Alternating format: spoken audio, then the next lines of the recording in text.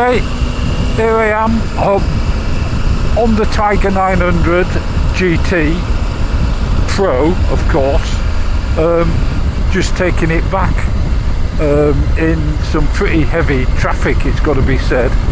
So I need to get onto the A14 at a reasonable point because it's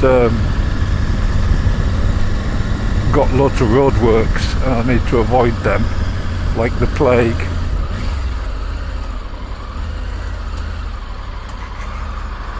So I'll mutter about it in a minute. There we go. Oh, that quick shifter is marvellous. Right, so I've thoroughly enjoyed my time with it, to be honest. Yeah, makes me wonder why I ever got rid of Biggles. But there you go. You know, we change our bikes, don't we? And you can live and regret it, or you can move forward. And I do like mixing the bikes up a bit. This has been an absolute star. And gone completely faultless. Yeah, I don't think there's a huge amount I would want to change on it. It's been good on the motorway, it's been good on the back roads, and when I say the back roads, I mean they're not much more than tracks, to be honest, and it's fine for that, even with these road tyres. Yeah, what have we got? We've got, I guess, a Rika. Look at that Mercedes blocking the whole road.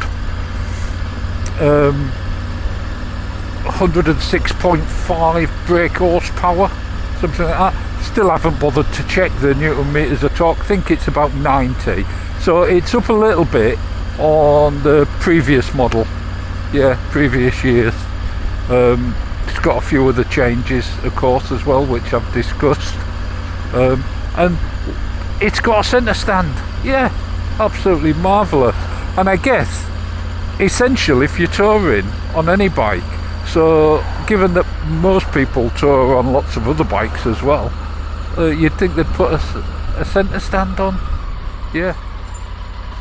It's dead easy in traffic, with the wide bars and everything. I mean,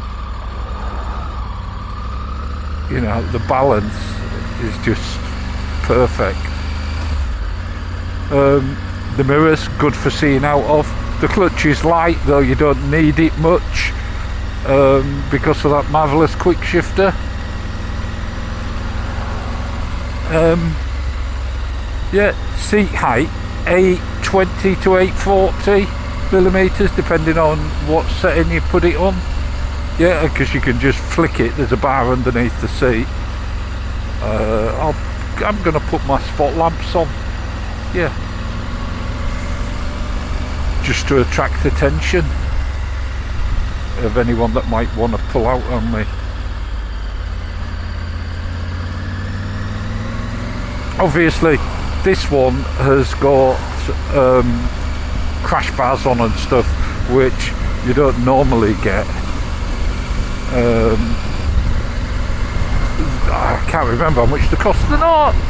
They're quite expensive, but not as expensive as some other parts for Triumph. Yeah. The price, there you go, 13,800.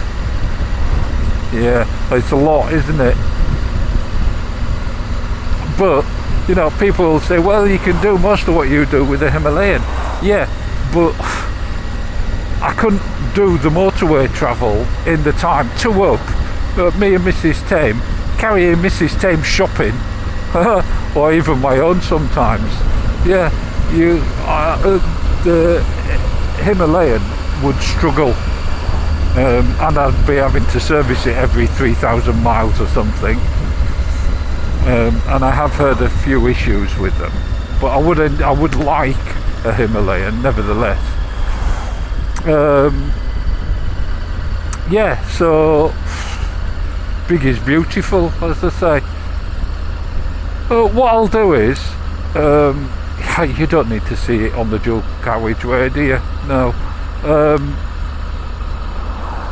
I shall bring you back when I get closer to Lings. Yeah, that's what I'll do. I'll catch you shortly. Right, a quick blast down the A14 and up the A12, and I'm almost back at Lings. Just get the visor down there a bit. Absolutely flew. So I guess all there is to have a recap of the senses test. Yeah, what does it taste like? Have I changed my mind? Yeah, I have. I think, sorry, just get my visor up a bit, I'm misting up. I think this would taste like, you know, those desserts you get in posh restaurants that round, look a bit like a cheesecake, but with like a strawberry thick jelly, but it's not jelly, I can't remember what you call it. Yeah, that's what I'd go for with this now. What does it smell like? Still smells like a brand new bike, of course, and it still looks like an adventure style bike. Yeah, admittedly it's got the alloy wheels and the smaller front wheel, so doesn't look quite as off-roady as the Rally Pro. If you don't like adventure style bikes, you won't like this. I think it is a handsome bike, whatever your fancies are. Yeah, I do. And Mrs. TM loves it in the red.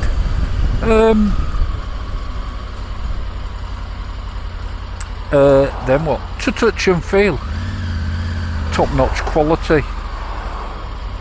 That's what I'd say, you know, but then at almost £14,000, it's what you'd expect.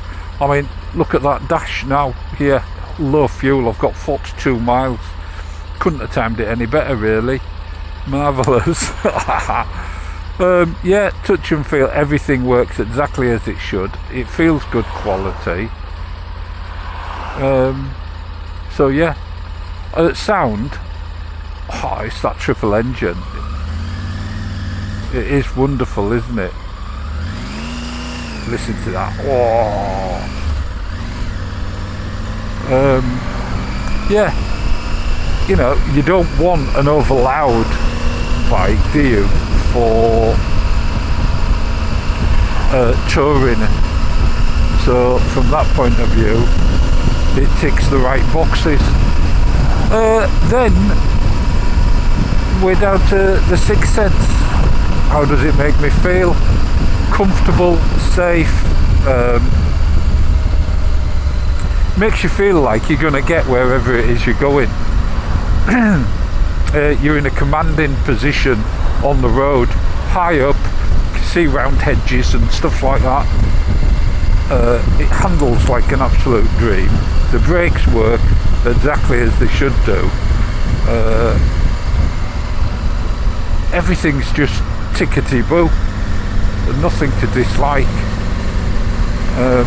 but I do have to take it back, and I'm almost there now.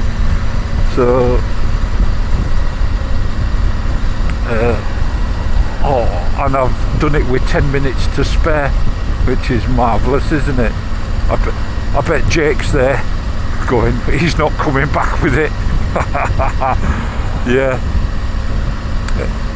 No, Jake, I'll always bring them back, just so that I can change them for something else. Yeah, marvellous.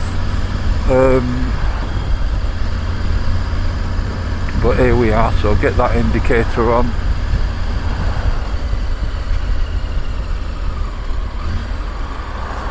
And I'm going to get in the other side, because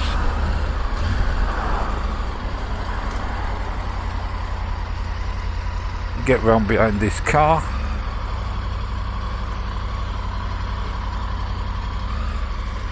Get in here. Get it there.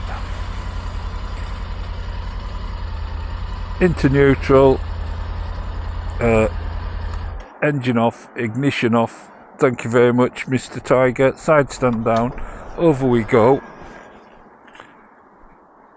That was like clockwork. I said, where's Paul? And then he just rode across. I told you Jake wouldn't be worried.